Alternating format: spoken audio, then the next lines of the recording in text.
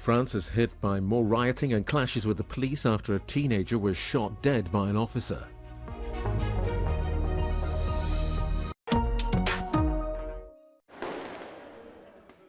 Cities across France saw further rioting and clashes with the police on Friday night. Over 470 people have been arrested.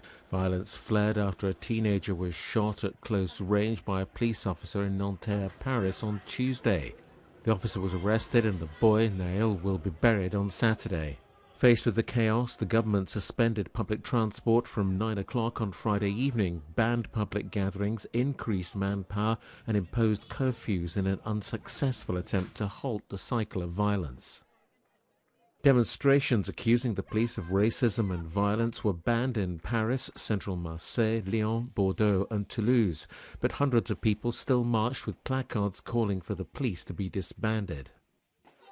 The Algerian government has expressed its concern over the death of Naël, who was a French national of Algerian and Moroccan descent. His funeral is set to take place on Saturday morning. At least 55 people have died in Kenya following a major road accident in the west of the country. At around 6:30 on Friday evening, a lorry crashed on the Nakuru-Kericho motorway, hitting people, roadside traders and some vans parked on the roadside. By early morning, 45 bodies have been taken to a mortuary, but the estimated death toll is at least 55. More than 60 injured people were taken to various local hospitals, and President William Ruto expressed his condolences after the accident. Ukraine says it's making advances in its counter-offensive against Russia, including targeting a Russian outpost killing troops near Bakhmut. Meanwhile, Russian forces hit a school in the village of Serhivka in Donetsk on Friday, killing 2 people and injuring 6 others. Meanwhile, Russia, for its part, has been concentrating on long-range airstrikes, with the Russian Foreign Minister Sergei Lavrov insisting Moscow is fighting in Ukraine not for territories, but for the Russian people. One of Ukraine's biggest concerns is in Zaporizhia, where Russia is reportedly reducing its presence at the nuclear power plant. Ukraine fears an act of sabotage at the plant and has already begun preparing civilians for a possible incident.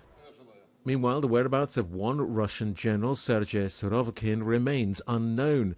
The longtime ally of Yevgeny Prigozhin may be held by Russian authorities.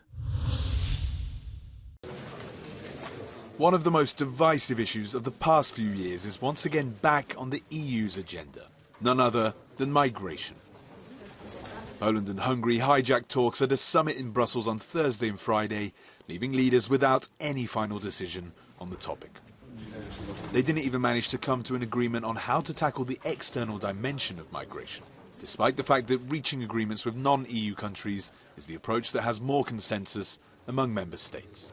La mejor manera de resolver el impacto de la migración irregular dentro de nuestras fronteras es reforzar la cooperación entre los países de la Unión y los países de tránsito y los países de origen, pues es que me parece de puro sentido común, ¿no? Yo, a lo largo de estas 5 o 6 horas que hemos tenido de debate sobre la migración, no me ha dejado de sorprender la ceguera de algunos en el sentido de no reconocer la necesidad de incorporar la dimensión exterior al Pacto de Migración y Asilo.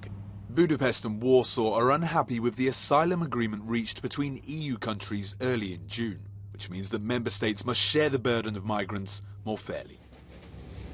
The 2 voted against it, but it was approved by most EU countries.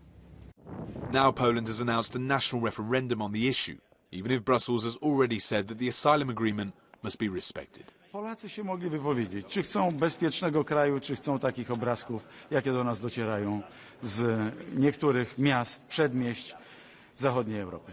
The second topic that dominated the summit agenda was Ukraine. EU leaders insist that support will continue whatever it takes, which means giving long-term financial support and to work on security guarantees for the embattled country. The European Commission has also promised to work on how to use frozen Russian assets for the reconstruction of Ukraine, an extremely tricky legal issue.